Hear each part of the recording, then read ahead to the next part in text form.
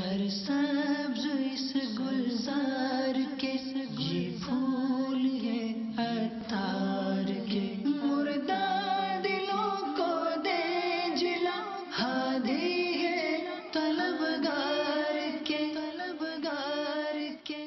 الحمدللہ رب العالمین والصلاة والسلام علی خاتم النبیین، اما بعد فاعوذ باللہ من الشیطان الرجیم، بسم اللہ الرحمن الرحیم، صلاۃ والسلام علیک یا رسول اللہ وعلی آلک واصحابک یا حبیب اللہ، صلاۃ والسلام علیک یا نبی اللہ وعلی آلک واصحابک یا نور اللہ۔ رسالہ ضیاء درود و سلام پیج نمبر 6، فرمان مصطفیٰ صلی اللہ علیہ وآلہ وسلم نمبر 21۔ اے لوگو، بے شک بروز قیامت اس کی دہشتوں یعنی گھبراہٹوں اور حساب کتاب سے جلد نجات پانے والا شخص وہ ہوگا جس نے تم میں سے مجھ پر دنیا کے اندر بکثرت یعنی زیادہ درود شریف پڑھے ہوں گے۔ صلو علی الحبیب صلی اللہ علی محمد۔ یا مرشدی، پہلے آپ کی نگاہ کرم سے بہت مدنی کام کرتا تھا، پھر غفلتوں میں پڑ گیا اور کافی ٹائم بعد آپ کی نگاہ فیض سے حاضر ہوں آپ کے قدموں میں۔ کرنا چاہتا ہوں مدنی کام، مگر کر نہیں پا رہا، طرح طرح کے مسائلوں میں مبتلا ہوں، ایسے میں مجھے کیا کرنا چاہیے؟ نگاہ کرم فرما دیں۔ کام تو دیکھو کرنے سے ہوتا ہے، خالی چاہنے سے نہیں ہوتا۔ بھوک لگی ہے، کھانا کھانا ہے، لیکن دل نہیں کرتا کھانے کو، آدمی ہاتھ بڑھائے گا تو پھر پیٹ میں چلا ہی جائے گا کھانا۔ اگر کھانے کے لیے ایسا ہوتا نہیں ہے کہ بھوک لگی اور بندہ کھانے سے کترائے، روزے میں البتہ ایسا ہوتا ہے۔ آپ قبول فرما لیں آپ باپا، کوشش کریں گے تو پھر ایک بار انشاءاللہ کام کی دھوم دھام ہو جائے گی۔ میرا نام بلال راجہ ہے اور شوبی سے میرا تعلق ہے، تو لاہور سے میں حاضر ہوں، تو بالخصوص آپ سے ملنے کے لیے آیا ہوں۔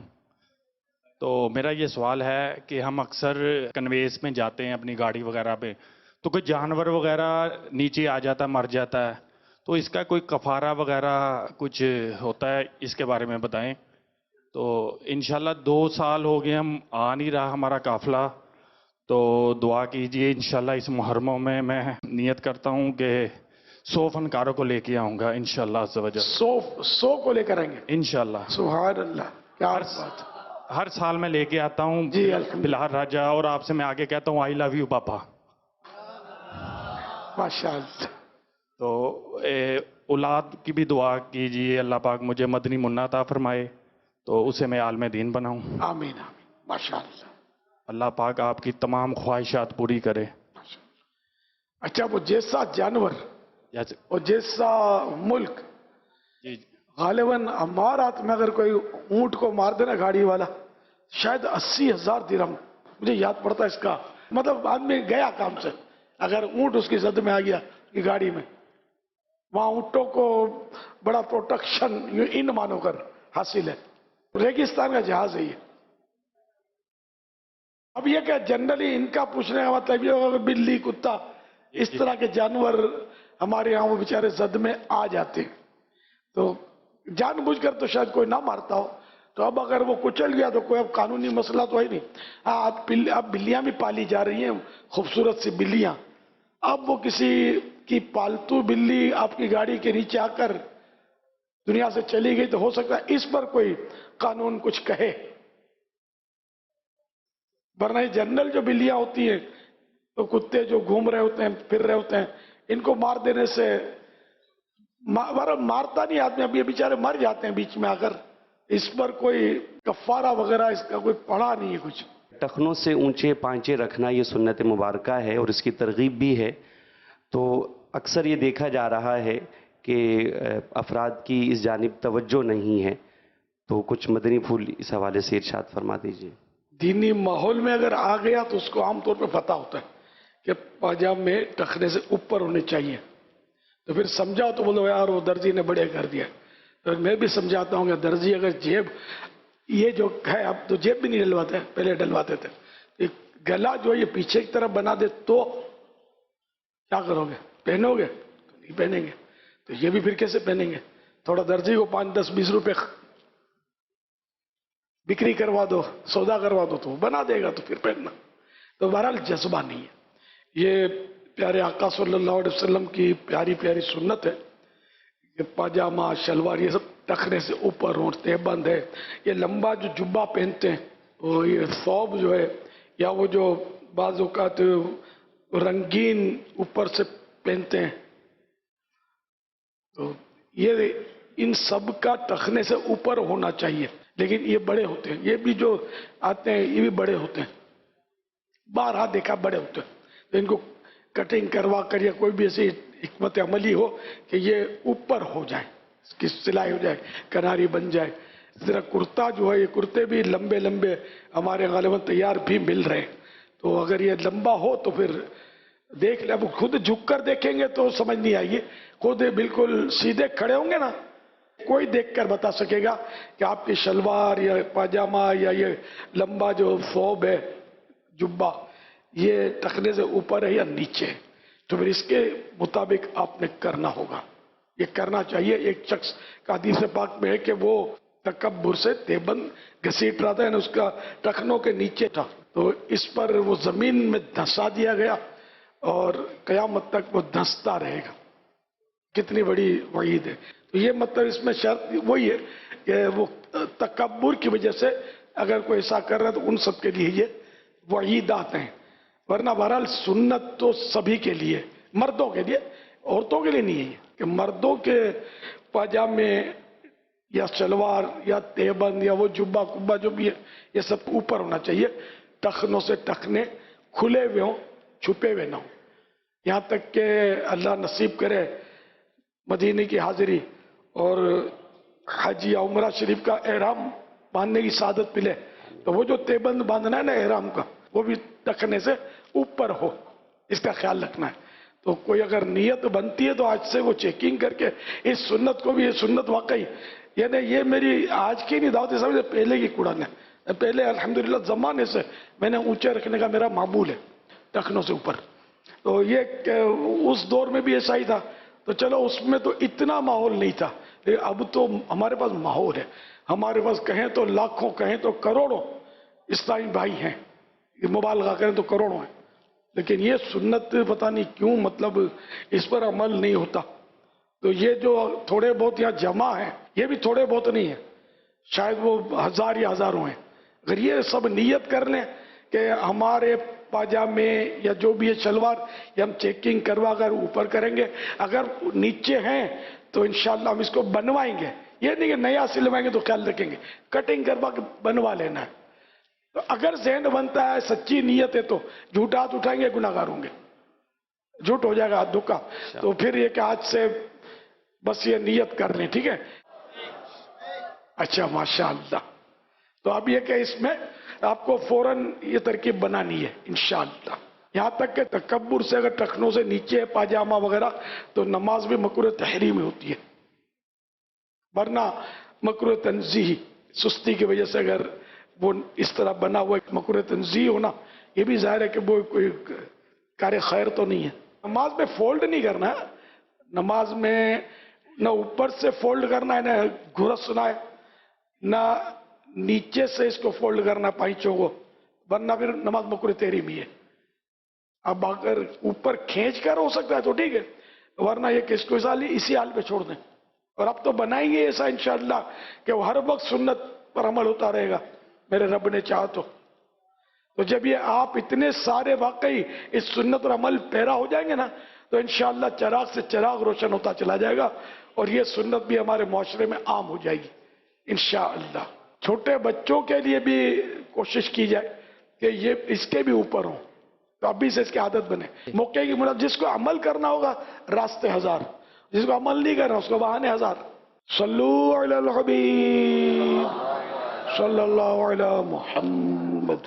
کوئی شخص کسی کامل ولی کی ولایت میں شک کرے یا کوئی صاحب مزار کی بارے میں یہ بولے کہ یہ جو ہے وہ ولی نہیں تھے یا لوگوں نے ان کا مزار بنا دیا، اور ان کی ولایت میں شک کرے اور ان کی ولایت سے انکار کرے تو اس کے بارے میں کیا حکم ہے؟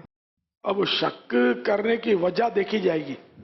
ایک بار میں نے کورنگی میں پتہ چلا مجھے، دعوت اسلامی سے پہلے کی بات کر رہا ہوں، کہ اعلی حضرت سے تو بہت پرانی محبت ہے، تو میں نے سنا کہ اعلی حضرت کے مرید کورنگی میں کسی مسجد میں امامت فرماتے ہیں، تو شوق ہوا کہ ہم زیارت کریں، تو ہم کوئی 2-4 دوست مل کر ان امام صاحب کی مسجد ڈھونڈتے ہوئے کورنگی پہنچے، ان کے پیچھے نماز پڑھی اور پھر ان کی زیارت کی، تو انہوں نے اپنے والد صاحب کی بھی زیارت کروائی۔ وہ بولا میرے والد صاحب کی عمر 115 سال ہے، وہ بستر پر تشریف فرماتے۔ یہ مطلب جو حضرت تھے، انہوں نے دوران گفتگو یہ بتایا، اس نے نام وغیرہ سب لیا، تو بتایا کہ وہ فلاں مطلب جو ولی اولیاء کے تعلق سے جو مسئلے کرتے ہیں، سمجھ گئے ہوں گے آپ، یہ داتا حضور جو ہے اسی شہر کا واقعہ، لاہور کا، کہ یہ داتا حضور کے بارے میں یہ تقریروں میں بولتا تھا یا اس طرح گستاخی کرتا تھا کہ یہاں نعوذ باللہ، مجھے تو صحیح بات ہے بولنے میں بھی مزہ نہیں آتا، تو وہ کہ وہ کیا بولوں میں، یہ ایک جانور آپ نے سنا 4 ٹانگ والا اور لمبے کانوں والا، جس کو ہم تو یہاں گدھا بولتے ہیں، پنجابی لوگ خوتا بولتے ہیں، انگلش میں ڈونکی کہا جاتا ہے، تو نعوذ باللہ من ذالک، میری زبان نہیں چلتی یار، کیا کروں، کہ وہ ان سے نسبت کرتا تھا کہ یہاں تو یہ دفن ہے، خامخواہ لوگوں نے چڑھا دیا ہے۔ اچھا، اب یہ بولتا تھا، تو یہ بزرگ فرماتے ہیں کہ ایک وقت آیا کہ وہ بیمار ہوا، اور ایسا بیمار ہوا کہ بچنے کی امید نہیں رہی، تو کسی طرح بھی میں اس کے پاس پہنچ گیا اس کو دیکھنے کے لیے، اور دیکھنا میرا تھے بہت ٹنا ٹن سنی تھے، اعلی حضرت کا مرید میں کوئی کمی تھوڑی ہوتی ہو، تو وہ بولا میں دیکھنے کے لیے گیا کہ میں نے سنا تھا کہ جو اولیاء کے گستاخ ہوتے ہیں مرتے وقت ان کی شکلیں بدلتی ہیں، بولا میں اس کو دیکھنے گیا تو وہ قسمیں کھا رہے تھے کہ خدا کی قسم، اور اس طرح کہ میں نے اس کو دیکھا کہ اس کا چہرہ گدھے جیسا بن گیا تھا، اور وہ بدبخت اسی حالت میں مر گیا۔ پھر اس کو دفن کیا تو اس کی قبر سے آگ کے دھوئیں کی بدبو آتی تھی، تو میں نے اس کا قبر کا نشان پتہ پوچھا وغیرہ محفوظ کیا۔ پھر جب میں لاہور آنے کا مجھے موقع ملا تو میرے ذہن میں یہ بات بیٹھی ہوئی تھی، تو یہ میاں جی قبرستان کا بتایا کہ میاں جی قبرستان میں فلاں حصے میں یہ گڑھے میں دبا پڑا ہے، تو میں وہاں مطلب پہنچا اس کی قبر کے قریب، تو اب میں خدا کی قسم کھا کر کہتا ہوں کہ مجھے وہاں دھوئیں کی بدبو آ رہی تھی۔ تو ولی کا گستاخ جو ہے، نہ دنیا میں اس کو امن ہے نہ آخرت میں امن ہے، تو یہ اللہ کا اتنا بڑا احسان ہے، اتنا بڑا احسان ہے کہ اللہ پاک نے ہم کو ایسا ماحول دیا جو اولیاء کی محبت کے جام پلاتا ہے، الحمدللہ۔ اللہ کے پیارے نبی صلی اللہ علیہ وسلم کا فرمان ہے نا کہ اللہ پاک فرماتا ہے، حدیث قدسی اس کو بولتے ہیں کہ جس میں زبان رحمت عالمیان صلی اللہ علیہ وسلم کی ہو اور فرمان خدا رحمان جل جلالہ کا ہو، تو یہ کہ جو میرے ولی سے دشمنی کرتا ہے میں اس سے اعلان جنگ کرتا ہوں۔ تو جب اللہ پاک نے کسی کو جنگ کا چیلنج فرمایا، وہ ہماری طرح وہ لڑائی اور یہ نہیں، یعنی اللہ پاک اتنا جس سے غضبناک ہوا، ولی کا جو دشمن ہوتا ہے تو اس کے لیے ایمان کا بڑا خطرہ ہوتا ہے، کہ کیونکہ اللہ سے اس نے دشمنی مول لی ہے نا، یہ کہ اس کا ایمان ہو سکتا ہے کہ برباد ہو جائے۔ تو اس لیے کبھی بھی جو مشہور ہے مزار شریف ہیں، ماشاءاللہ لوگ آ رہے ہیں جا رہے ہیں حاضریاں دے رہے ہیں، تو اور بولتے ہیں کہ یہ ولی اللہ کا مزار ہے، تو آنکھیں بھی بند دماغ بھی بند، سوچنا بھی نہیں ہے تو ولی مان لینا ہے۔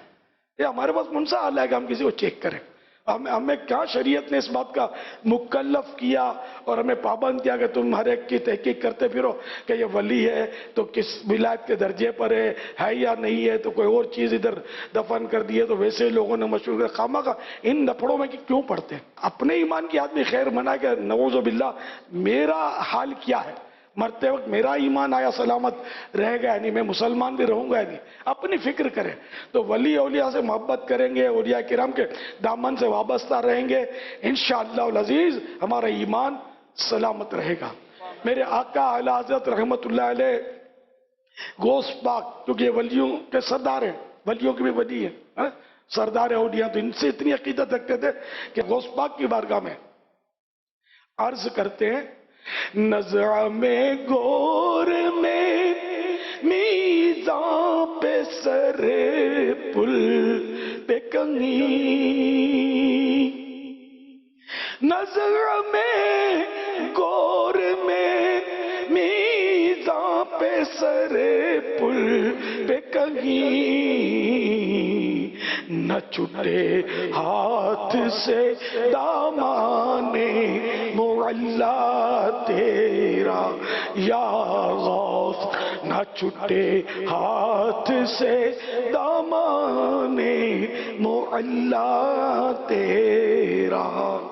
یعنی جب روح قبض ہو رہی ہو نزع میں، گور یعنی قبر، نہ نزع میں نہ گور میں، حشر میں نہ پل صراط پر، کہیں بھی یا غوث اعظم آپ کا دامن میرے ہاتھوں سے نہ چھوٹے، آپ اپنے دامن سے ایسا کس کے باندھے رہیں مجھے، شیطان مجھے چھڑا نہ سکے۔ تو ہم تو اعلیٰ حضرت کے پیچھے پیچھے کہ یہ خود ولی اللہ ہے، انہوں نے غوث پاک کی محبت کے بھر بھر کے ہم کو جام پلائے، الحمدللہ۔ صلو علی الحبیب صلی اللہ علی محمد۔ امیر اہل سنت سے عرض ہے کہ ایک نیک کام آپ نے دیا ہے کہ ذاتی دوستیاں نہیں رکھنی چاہیے، کیونکہ یہ مدنی کاموں میں رکاوٹ پیدا کر دیتے ہیں، اس لیے اس کی وضاحت فرما دیں۔ اپنے نفس کے لیے دوستی جو آج کل کی جاتی ہے، جوڑیاں بنتی ہیں، گروپ بنتے ہیں، کہ ہاں ہاں ہاں کر کے ہنس رہے ہوتے ہیں، تیری میری کر رہے ہوتے ہیں، اور کوئی مطلب ہے نا کہ پھر وہ دین دنیا کے کام اتنے ہو نہیں پاتے۔ تو اس طرح کی دوستی سے ہم نے روکا ہے، نہ کہ مطلب وہ جو دوستی واقعی 100% اللہ کے لیے رکھی جائے، وہ تو پھر یار غار کی مثال ہمارے سامنے ہے۔ یار غار بھی ہے تو یار مزار بھی ہے نا۔ اب یہ کوئی بولے کہ میری اللہ کے لیے دوستی ہے تو پھر اس پر غور کر لے کہ سچ بھی بول رہا ہے کہ نہیں بول رہا۔ دوستی کے آداب اتنے ہیں کہ وہ عقل کام نہیں کرتی ہے۔ ایک بار ایک دوست کسی دوست کے گھر گیا، بزرگ تھے، ان کے دوست گھر پہ آیا اور اس نے کچھ بیان کیا مسئلہ کہ میری پریشانی ہے، مالی پریشانی۔ تو انہوں نے اپنی زوجہ کو حکم دیا کہ وہ جو میں نے رکھے نا وہ دے دو رقم۔ وہ لے آئی، آپ نے اس دوست کو دیا، وہ رخصت ہوا، یہ بیٹھے رونے کے لیے۔ تو بیوی نے کہا جب اتنا ہی مطلب تھا تو آپ نے دی کیوں رقم اس کا، وہ رونے بیٹھے۔ تو فرمانے لگے کہ میں اس لیے تھوڑی رو رہا ہوں کہ میرے پیسے گئے، میں اس لیے رو رہا ہوں کہ میں دوست ہو کر میں نے اپنے دوست کا خیال کیوں نہیں رکھا کہ اس کو میرے دروازے پر آنا پڑا۔ پہلے میں ان کا خیال رکھتا، ان کی ضرورتیں پوری ہو جاتی، کہ ان کو یہ مطلب ایک ذلت یا جھجک ہوتی ہے نا کسی کے گھر پیسے لینے کے لیے جانا، مانگنے کے لیے، تو دوست ہوتا ہے۔ تو ہمارے یہاں تھوڑی ایسا، بلکہ اگر دو دوست مل کر چائے بھی پینے جائیں گے نا ہوٹل میں تو ایک دونوں آگے بڑھیں گے، کیا اب دونوں جیب کھڑکھڑا رہے ہوں گے، تو وہ جب بولے گا نا کہ ہاں بھائی پیسہ رکھو اتنے، وہ اعلان کرے گا، اب جس کا جلدی ہاتھ اٹھا وہ پھنسا گیا، پھر بولے پچھتاوے کہ یار یہ نکالتا ہی نہیں تھا۔ ہماری دوستیاں ایسی ہیں کہ وہ جو تھڑا ہے نا ہوٹل کا، اس کے بارے میں منزل یہی کٹھن ہے قوموں کی زندگی میں، پیمنٹ کر رہے ہیں بڑا مشکل کام ہے۔ ہماری دوستیاں مطلب کی ہیں، مفاد کی، تو اس طرح کی یہ جنرلی مفاد کی دوستیاں ہوتی ہیں، بہت تجربہ مجھے۔ تو ان دوستیوں سے منع کیا کہ اس کی وجہ سے دین کے کاموں میں رکاوٹیں دیکھی ہیں میں نے۔ اب اگر واقعی خدا کے لیے دوستی ہے، جیسی دوستی کا حق ہے، تو دین کا کام بڑھے گا گھٹے گا نہیں۔ میں دو دوستوں کو جانتا ہوں، وہ دوستی ہو گئی، مطلب پرانی دعوت اسلامی سے پہلے کی بات ہے غالباً، تو دونوں نے داڑھی رکھ لی۔ میرے پاس پہلے بھی داڑھی والوں کی ایک کھیپ تھی، میری داڑھی رکھوانے سے دلچسپی تھی، تو کچھ نوجوان تھے الحمدللہ، تو رکھ لی۔ اب وہ ایک بار وہ اس کے ایک دوست نے مجھ سے کہا کہ یہ جو میرا دوست ہے نا یار، اس کو کچھ فورس تھی گھر کی یا کوئی مجبوری تھی، یہ لگتا ہے داڑھی کٹوا دے گا، اور اگر یہ داڑھی کٹوا دے گا تو پھر یار ممکن نہیں ہے میرا داڑھی رکھنا، میری بھی گئی۔ تو پھر واقعی ایسا ہوا، اس دوست نے کٹوا دی داڑھی، اس نے بھی منڈوا دی۔ یہ ان دوستیوں کی میں مطلب کہ یہ پھر دنیاوی دوستی، ذاتی دوستی، مال کی کشش سے بعض اوقات دوستی ہوتی ہے، حسن و جمال کی کشش سے دوستی ہوتی ہے، بعض اوقات اس کے چٹکلے، مذاق مسخروں کے انداز، ڈائلاگ یہ اچھے لگتے ہیں، دوستی ہو جاتی ہے۔ تو یہ چیزیں مطلب نہیں، بلکہ اللہ کے لیے محض اللہ کے لیے، صرف اللہ کے لیے دوستی ہو تو اس کو لاکھوں سلام. صلو علی الحبیب صلی اللہ علی محمد. میرے لیے خوش قسمت یہ ہے کہ میں زندگی میں پہلی مرتبہ آپ سے کلام کر رہا ہوں. یا سیدی عرض یہ ہے کہ کوئی ایسا عمل ارشاد فرما دیجئے کہ نزع کے وقت پیارے آقا صلی اللہ علیہ وآلہ وسلم تشریف لے آئے، ہماری ایمان کی حلاوت قائم و دائم رہے. اللہ اللہ، کثرت سے درود شریف پڑھتے رہیں. پچھلے دنوں کچھ طبیعت ناساز تھی تو اس وقت مجھے ایسا احساس ہوا کہ بخار کی شدت اور طبیعت میں ایسی بے-چینی تھی، تو مجھے بڑا احساس ہوا کہ پھر ہمارا نظام ہی کیا بنے گا. اس وقت ہمارا اللہ کی رحمت ہوگی تو بے شک اللہ پاک ہمارے ماں باپ سے بڑھ کر ہم پر مہربان ہے. اللہ کی رحمت کو امید رکھے اور خوف بھی رکھے، لیکن ایسا خوف نہ بڑھے کہ مایوسی ہو جائے. اللہ کی رحمت سے توجہ بھی نہیں ہٹانی، اللہ بہتر فرما دے گا. درود شریف کی کثرت جو ہے یہ انشاءاللہ دونوں کام بنا دیں گی. نزا کی سختیوں کا بھی انشاءاللہ پتہ نہیں چلے گا اتنا، اور کلمہ بھی نصیب ہو جائے گا انشاءاللہ. شب جمعہ والے درود شریف کی بھی یہ فضیلت ہے نا، سرکار صلی اللہ علیہ وسلم اپنے ہاتھوں سے قبر میں اتار رہے ہوں گے، یہ دیکھے گا آپ. اگر کوئی اسلامی بھائی کاروبار کر رہا ہو اور کاروبار میں اس کے اوپر قرضہ وغیرہ ہو گیا ہو اور اس کے پاس استطاعت بھی نہ ہو دینے کی، تو اسے کیا کرنا چاہیے؟ اسے مہلت لے لے، جس کا قرضہ ہے کوشش کرے بھرنے کی. اگر کوئی ایسا سامان ہے اس کے پاس، اگر وہ مہلت نہیں دے رہے تو ایسا سامان ہے، ڈیکوریشن ہے، کوئی ایسی چیزیں گھر کی ہیں کہ جو مطلب یہ بیچ کر قرضہ ادا کر سکتا ہے، تب بھی کرنا تو ہوگا قرض ادا. جزاک اللہ. پیارے پیر مرشد، آپ کی بارگاہ میں یہ سوال عرض ہے کہ آقا علیہ الصلوۃ والسلام اپنا جشن ولادت روزہ رکھ کر منایا کرتے تھے. اس کے برعکس ہم لوگ جلوس میں شرکت کرتے ہیں، تو اس سے کیا حقوق عامہ تلف نہیں ہوتے؟ ہم مسجدوں میں رہ کے اللہ کی عبادت کر لیں، اس کے بارے میں آپ کیا ارشاد فرمائیں گے؟ اللہ، حقوق عامہ کا جہاں تک تعلق ہے تو بعض صورتیں ایسی ہوتی ہیں کہ جن میں اب علماء جو ہیں وہ منع نہیں فرماتے. جیسے کہ جنازے کا جلوس نکلتا ہے، اس میں بھی راستے رکتے ہیں، ٹریفک جام ہوتی ہے بعض اوقات، اسے منع نہیں فرماتے علماء کرام. اللہ بہتر جانے. تو اس میں جشن ولادت کا جلوس اب یہ معمولات اہل سنت میں سے ہے. یہ ہمارے یہاں پاک و دنیا میں ہر جگہ جلوس نہیں ہے، جہاں جہاں ہے تو وہاں ٹریفک کا نظام بحال رہتا ہے. دیگر ممالک میں ایک طرف جلوس چلتا ہے. پہلے کراچی میں بھی اسی طرح تھا، ٹریفک بھی چلتا تھا اور جلوس بھی ایک سائڈ پر چلتا تھا. آہستہ آہستہ جلوس اس طرح بڑھ گیا کہ اب وہ ٹریفک بند ہوتا ہے اور متبادل راستوں پر ٹریفک موڑ دیا جاتا ہے. اس طرح کا کچھ ہو رہا ہوتا ہے. تو اس میں کوئی مطلب ہے کہ اپنی رائے کو دخل دینا مناسب نہیں ہے، کیونکہ جید علماء جو ہیں، علماء اہل سنت، جلوس میں شرکت بھی فرماتے ہیں اور اس کی ترغیب بھی دلاتے ہیں. اور ایک بہت بڑا اس میں مطلب ہے کہ فوائد بھی ہیں جلوس میلاد کے. صلو علی الحبیب صلی اللہ علی محمد. سرسبز اس گلزار کے یہ پھول ہے عطار کے.